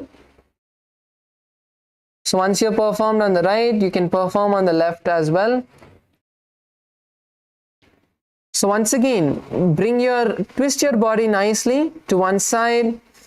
Align your hands to the to the knees and the hips, and raise the knee as high as you can, bringing it above the elbow. And then slowly lean forward. Before you raise your legs, just lean forward so that your hand comes into like a 90-degree position and your legs are on top of the hands without it slipping. Then slowly raise one leg at a time, and you can raise both the legs off the mat.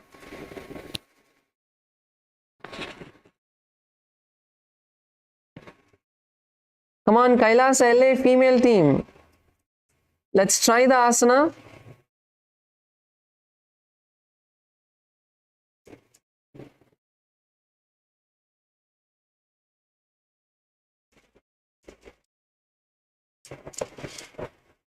Rakaraya, were you able to try the asana? On both sides? Okay, good. That's good.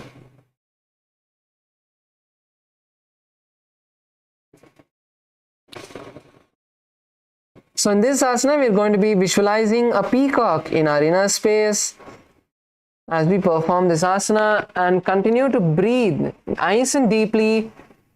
Inhale and exhale nice and deeply as you perform the asana. Mayuram dandavat kuryan mayuram dandanamakam kuryan mayuram parshvabhyam mayura parshvanamakam. Yes, now we are going to be moving into the next asana, which is Bhairaganathasana. Now let's come into a plank position. So bring your feet backward, keep your hands on the mat, and now you're going to bring your right leg around the hands. So bring your right leg around the right hand and in between of the feet.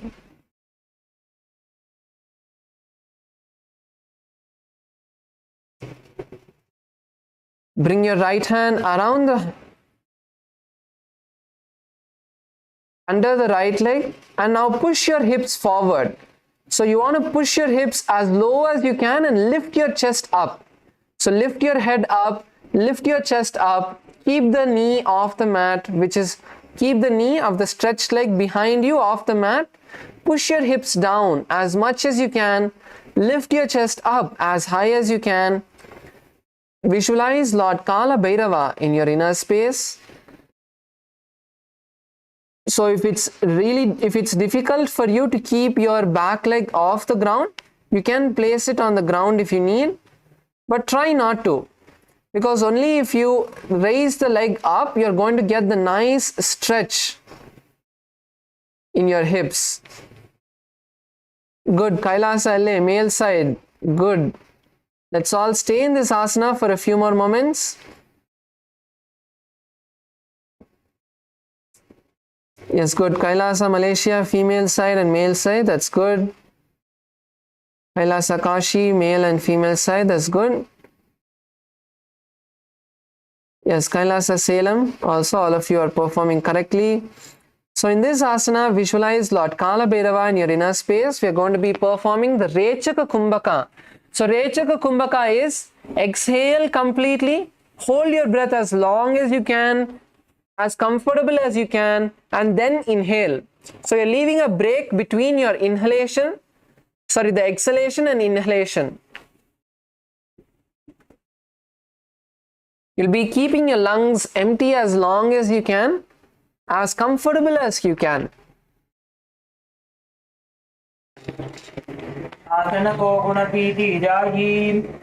Yes, now let's bring your right leg back, switch the leg, bring the left leg forward and around the hand. So bring your left leg nice and around your left hand, bring the foot between your both hands. Let's push our hips down, raise your chest as high as you can.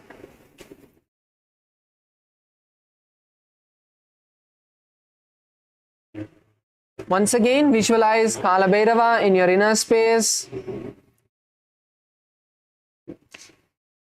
And continue to lift your chest up. Continue to lift your chest up, lift your neck up, gaze upward.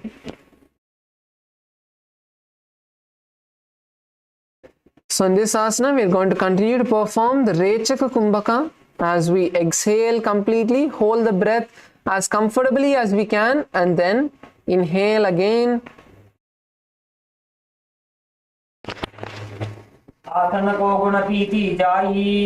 Yes, relax, bring your legs back. Continue to stay in this position. We are going to be now moving into the next asana, which is Unmukha Pitasana. So now in Unmukha Pitasana, bring your forearms to the ground and keep your palms facing downward. So bring your forearms to the ground, bring your elbows to the ground, keep your palms facing down, and now lift your knees up and try to flatten your feet. So lift your knees up and walk your legs forward. Try to flatten your feet onto the mat. Yes, Cameriya, try to flatten your feet. Walk your feet forward and try to flatten your feet.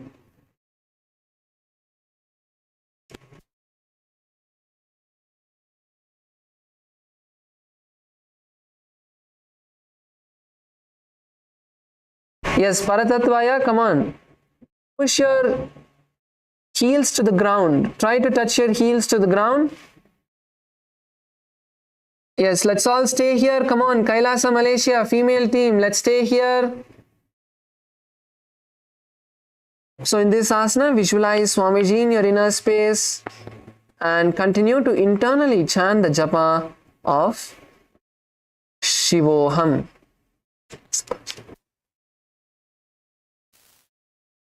भून्यस्तौ जानुनी हस्तौ चतुष्पदमवाङ्मुखम् उत्थापिताङ्घ्रियुगलकटिस्थलमभिरुका. Relax, lower yourself down.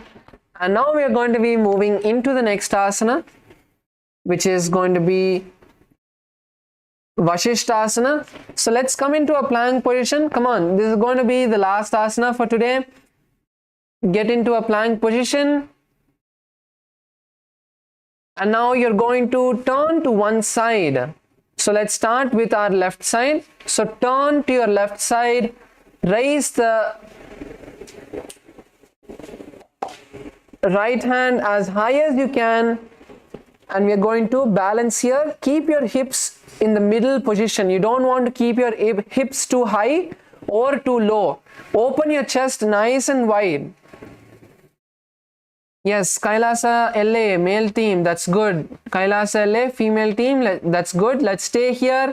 And if you're feeling it difficult to balance, you can keep your feet on the ground. So instead of stacking your feet, you can keep one foot forward and one foot back.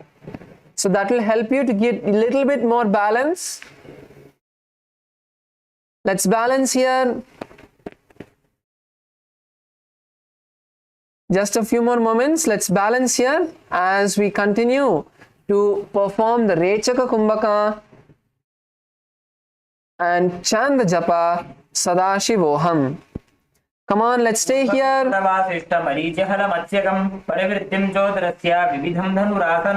Yes, that's good. Now slowly lower your hand to the mat and let's switch sides. Let's now raise the left hand up, balance our body on the right hand. Good. Paradatvaya, that's good. Kailasa Malaysia, male team, that's good. Kailasa LA, male team, that's good. Kailasa LA, female team, that's good. Let's balance here for a few more moments. We are going to be visualizing Swamiji in our inner space. Continue to perform the Moola Bandha as you perform this asana. Let's balance, let's balance.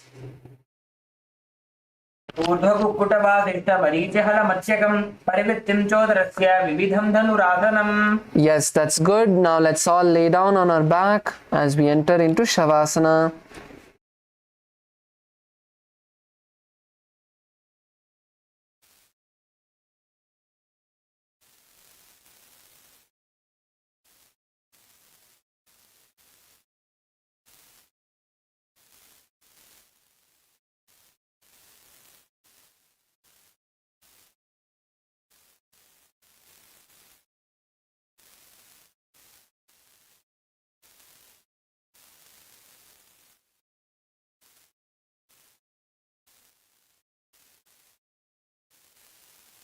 Lay down, just keep your hands by your side, don't touch your body, don't keep your hands by your side.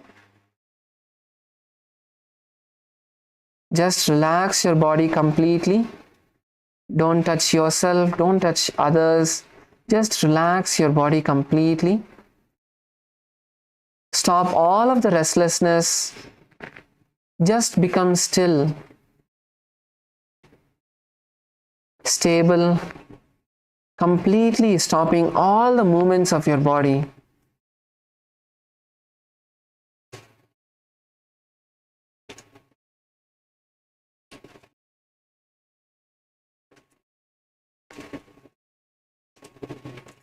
Completely settle your entire body.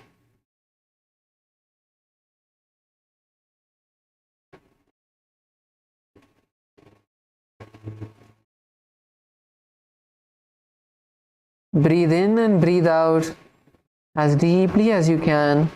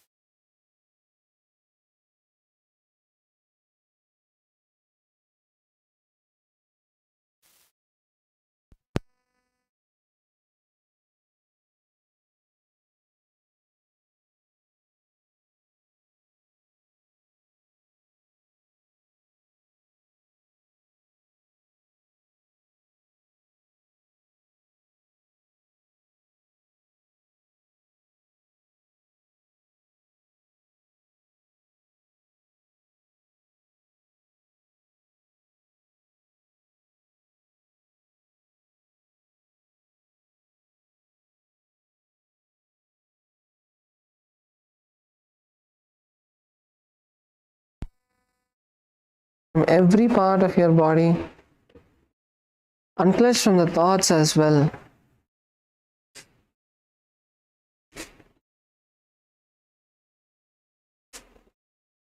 Visualize Swamiji in your inner space.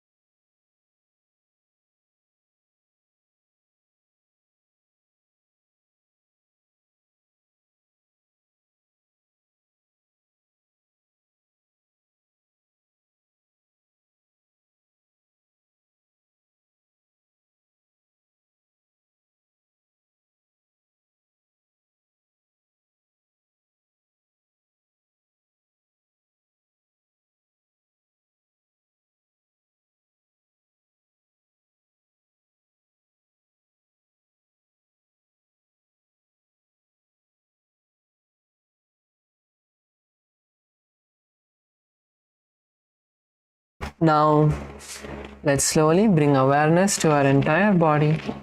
Bring awareness to your toes and fingers. Slowly move them, and then bend your knees and bring your knees to your chest. Wrap your legs and rock from side to side. Slowly roll yourself up into a comfortable position. Keep your eyes closed. Sit with your head, neck and spine in a straight line.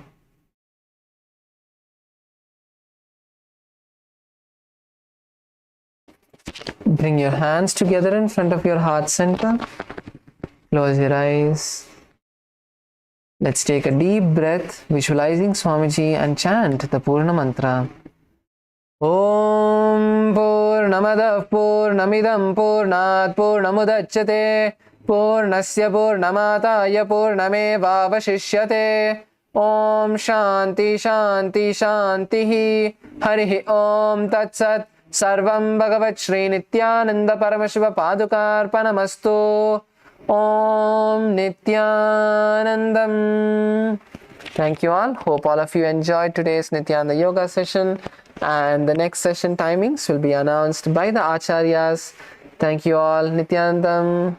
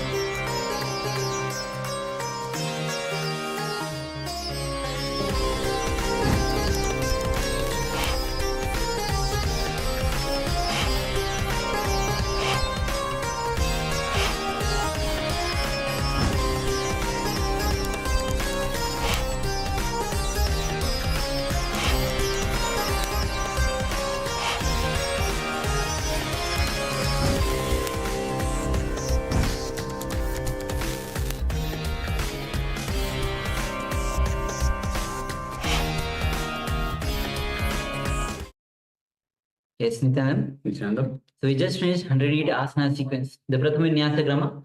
If you want to have a quick couple of minutes of break, take a moment and have the quick break and come back. We'll be starting with the power manifestation round and also have the eye blindfold and or a piece of cloth if you don't have the blindfold ready with you so that we start manifesting the power of third eye. So just take a couple of minutes and then come back.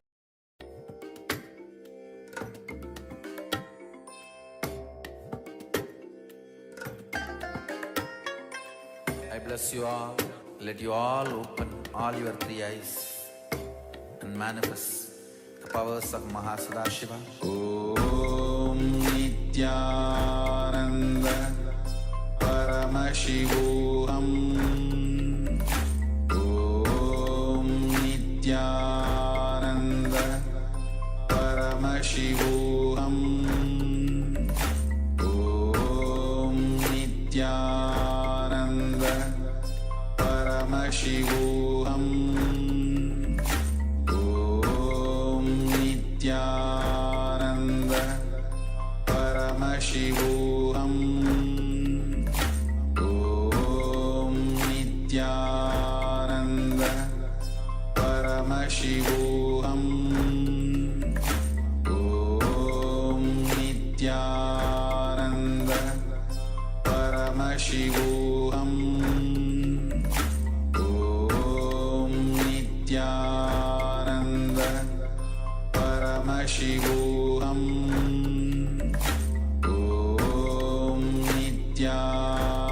Om Nithyananda Paramashivoham.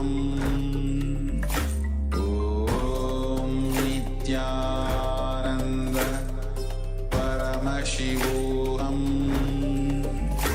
Om Nithyananda Paramashivoham.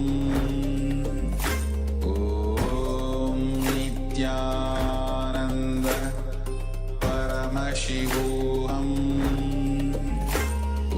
Om Nithyananda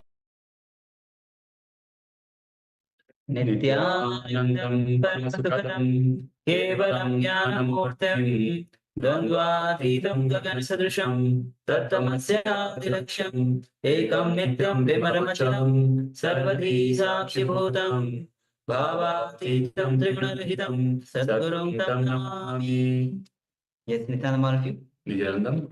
And welcome to today's day 14 of Paramashivoham Level 1. And we are having an exciting days, and we are just almost at the mid of the Paramashivoham Level 1. We have covered 13 days already. We are into day 14. So, and we just finished 108 asana sequence, the Pratham Vinyasa Krama, which Swami says that he has given the essence of millions of yogi scriptures as the Nithyananda Yoga.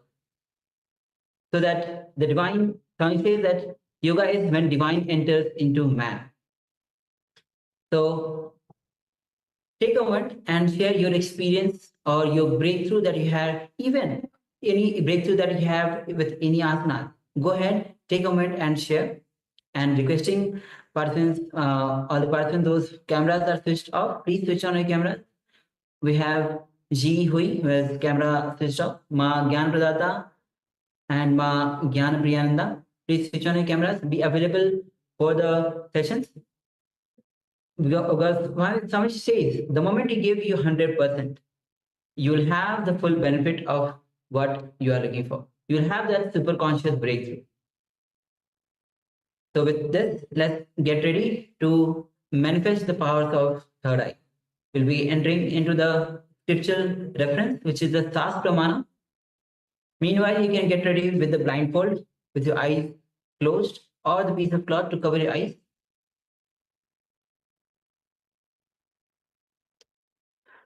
All right. The Sas Pramana is the scriptural reference for manifesting the powers of third eye. And the Pramana goes as Kapalantarmano yasya Tishtanmilitalochanaha Kramena manasodharyat Lakshaye lakshamuttamam.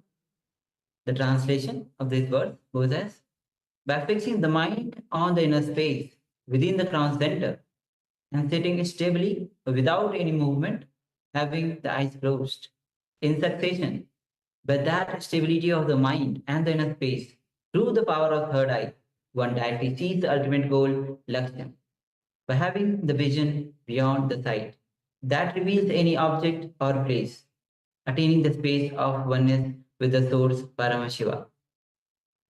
Yes.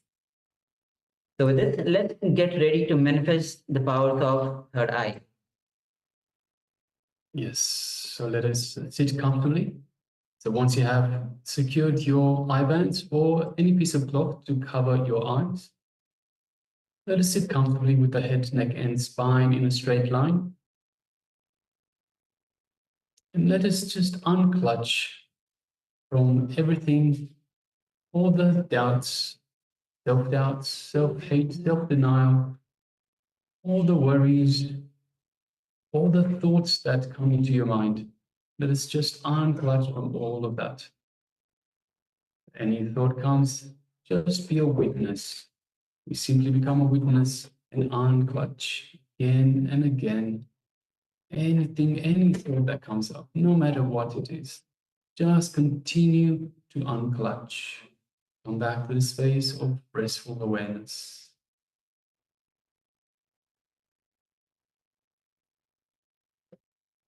Let us invoke Swamiji in our inner space. So just remember Swamiji in your inner space. And just take a moment and feel his love, his compassion, and his infinite grace in your inner space. Feel his energy flowing throughout your entire body, reaching out to every corner of your body. Every corner buzzing with excitement, with the energy that Swamiji is radiating. This super conscious energy. Just take a moment and feel this energy just enveloping your entire body.